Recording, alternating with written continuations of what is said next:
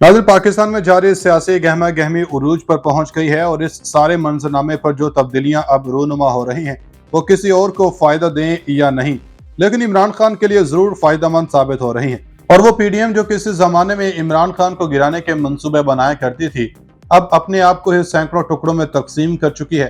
दोस्तों, आज की इस वीडियो में उस पैगाम को डिस्कस किया जाएगा जो कि नून लीग के लिए वबाले जान बना हुआ है, और वो पैगाम है कि खान साहब अब जरा तगड़े हो जाएं।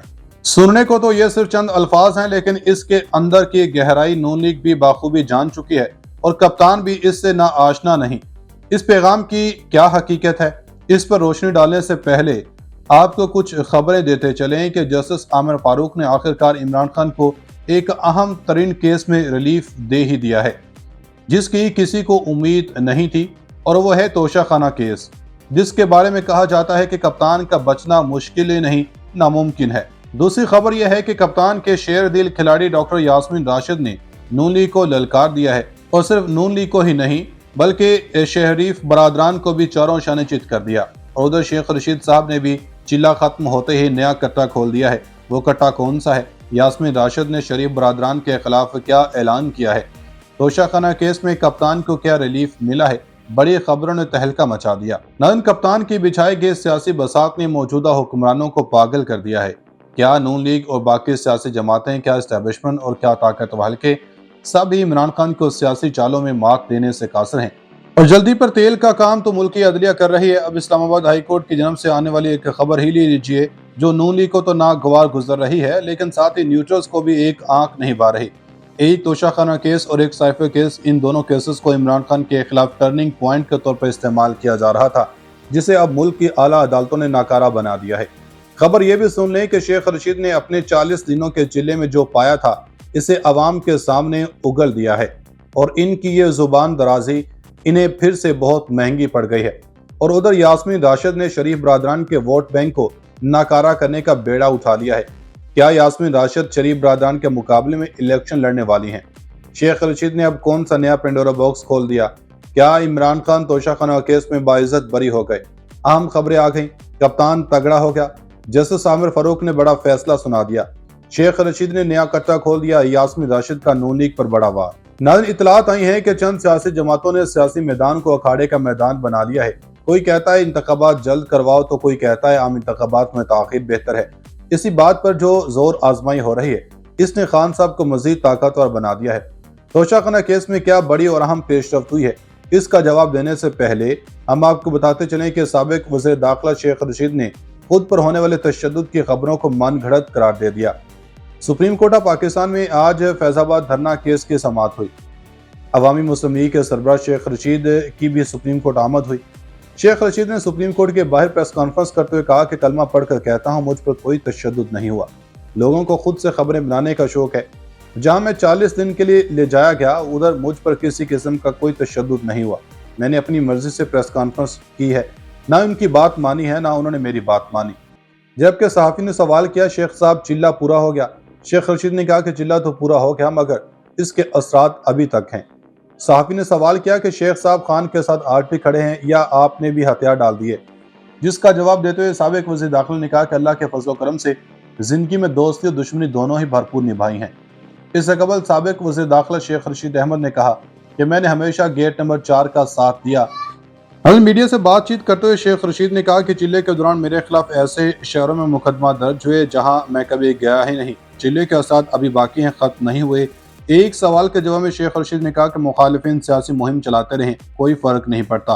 हारता वो है जो हार मानता है। मुझे अल्लाह से मदद की उम्मीद है। इन्होंने कहा कि लोग कहते हैं कि आप सियासत नहीं करते, ताहम जिस दिन इलेक्शन शेड्यूल आएगा उस दिन हम ही सियासत करेंगे।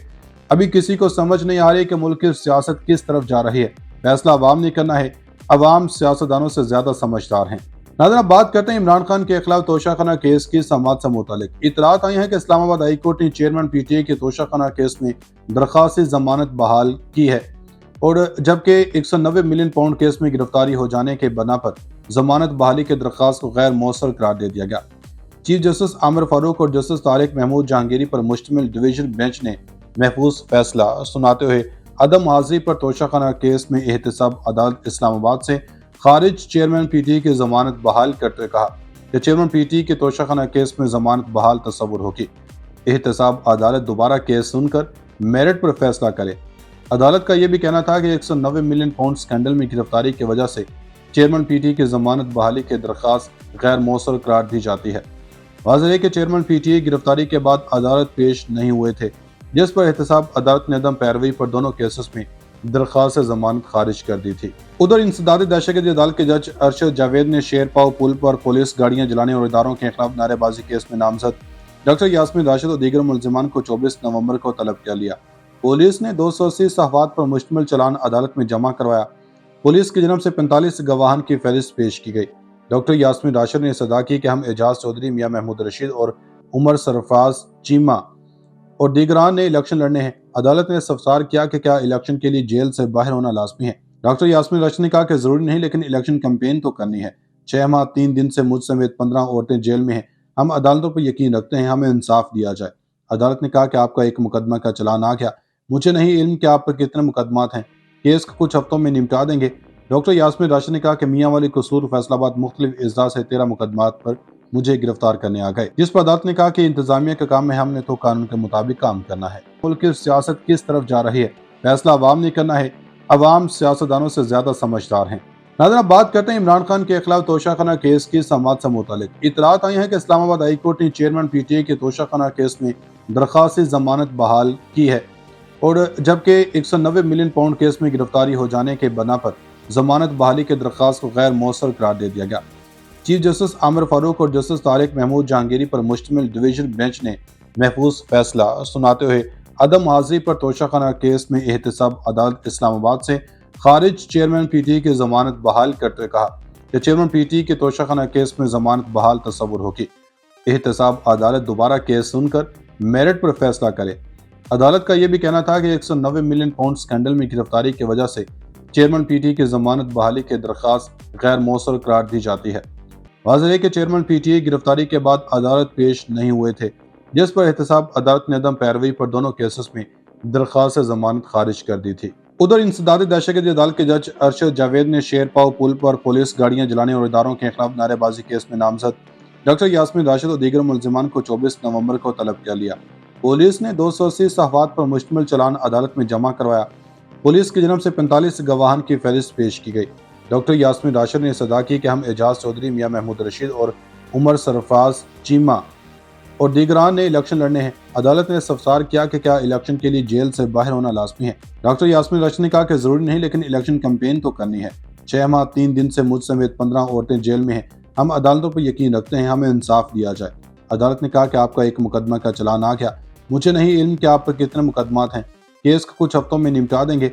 डॉक्टर यास्मीन राशिद ने कहा कि मियां वाली कसूर फैसलाबाद मुख्तलिफ इजला से 13 मुकदमात पर मुझे गिरफ्तार करने आ गए, जिस पर अदालत ने कहा कि इंतजामिया का काम है, हमने तो कानून के मुताबिक काम करना है।